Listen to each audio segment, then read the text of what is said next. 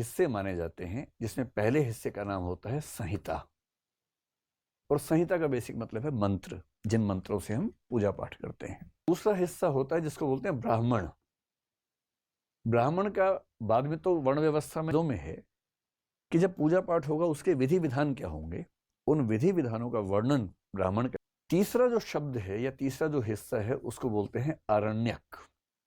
अरण्य होता है जंगल, तो एक नाम वेदांत भी होता है, और वेदांत का मतलब है वेदों का अंतिम हिस्सा। उपनिषद जो है ना वो है फिलॉसफी। शायद इस पूरी दुनिया में उस समय तक वैसी फिलॉसफी कोई सोच भी नहीं पाया होगा जितनी गहरी फिलॉसफी उपनिषदों में दिखती है, वेदांत में दिखती है। वो एक ही आत्मा नाम की एक संरचना है। फिर एक मोक्ष की धारणा आपने सुनी होगी जिसको लिबरेशन कह देते हैं, मुक्ति कह देते हैं। मोक्ष की धारणा भी उपनिषदों में स्पष्ट हो गई है, ये सुनी होगी। और भारत के लगभग सब लोग मानते हैं कि हम मरने के बाद पुनः पैदा होते हैं, और हम जो पैदा हुए हैं उसके पीछे भी हमारा जन्म रहा है। ये जो धारणा है, ये धारणा उपनिषदों में स्थिर हो चुकी है पूरी तरह से। और आपने एक शब्द सुना होगा ब्रह्म।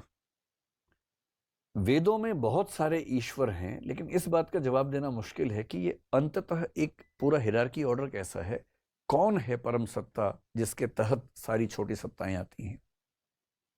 उपनिषद तक आते आते मान लिया गया कि एक परम तत्व है, वो ब्रह्म है। कि उपनिषद में लगभग वो सारी दार्शनिक मान्यताएं हैं जो हम आज तक फॉलो करते हैं।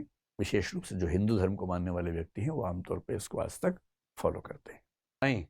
बटी जिनमें से एक को बोलते हैं नास्तिक दर्शन और एक को बोलते हैं आस्तिक दर्शन। कुल माने जाते हैं वो 9 माने जाते हैं।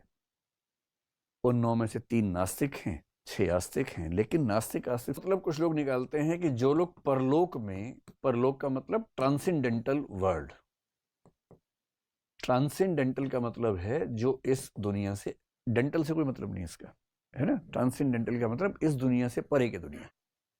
जो मानता है कि इस दुनिया के परे कुछ नहीं है वो नास्तिक है। जो मानता है कि ना, इस दुनिया के परे कुछ है और बहुत महत्वपूर्ण है, वो कुछ ट्रांसेंडेंटल बिलीफ रखता है, और उसके बारे में ये कहते हैं कि वो आस्तिक व्यक्ति है। कहते हैं कि वेदों में लिखी बातें एविडेंस हैं, प्रूफ हैं, अपने आप में सच हैं, उन पर कोई डाउट नहीं करना चाहिए। वो वेदों में आस्था रखते हैं, उनको कहते हैं आस्तिक। और जो कहते हैं कि ना भाई, वेदों में लिखी बात ठीक है, ठीक हो भी सकती है, नहीं भी हो सकती है, हम इसी बात से नहीं मान लेंगे कि वेद में लिखा तो सच है, तो हमारी वेदों में वैसी आस्था नहीं है, उनको बोल देते हैं नास्तिक। लोगों की संख्या 3 है। आपने शायद एक का नाम सुना होगा, चारवाक, जैन दर्शन, जैनिज्म, और एक दर्शन है बौद्ध दर्शन यानी कि बुद्धिज्म। उनकी संख्या 6 है, लेकिन वो 2-2 के ग्रुप में काम करते हैं। एक ग्रुप है जिसमें सांख्य और योग, आपने नाम सुना होगा, पता ही है। महावीर जो हैं, जिनको भगवान महावीर जैन लोग कहते हैं, उनकी भूमिका सबसे प्रमुख है, हालांकि वो अकेले नहीं। और अगर आप 1956 को ध्यान रखें तो एक और परंपरा बनी, नवयान। इसलिए बौद्ध परंपरा के 3 जो रास्ते निकले, हीनयान, महायान, और 20वीं सदी में डॉक्टर अंबेडकर के माध्यम से नवयान बना 1956। सांख्य और योग आपने नाम सुना होगा, ये दोनों दर्शन बहुत क्लोज हैं, इसलिए इनको एक ग्रुप मानते हैं, ग्रुप ऑफ फिलॉसफी है। ऐसे ही आपने एक नाम सुना होगा न्याय, और एक सुना होगा वैशेषिक बना, उसका नाम है मीमांसा और वेदांत। कि मैं सनातनी हूं, तो इसका बेसिक मतलब क्या है कि वो इन 6 दर्शनों में कही गई बातों को प्रमाण के रूप में स्वीकार करता है, इनके प्रति आस्था रखता है। लिपि का विकास नहीं हुआ था तो लोग क्या करते थे, याद रख रख के काम चलाते थे, याद रखना पड़ता था सारा। जब आप याद रख के आगे बढ़ेंगे तो ज्यादा लिखना चाहेंगे या कम लिखना चाहेंगे? कम, ताकि याद रखना आसान रहे।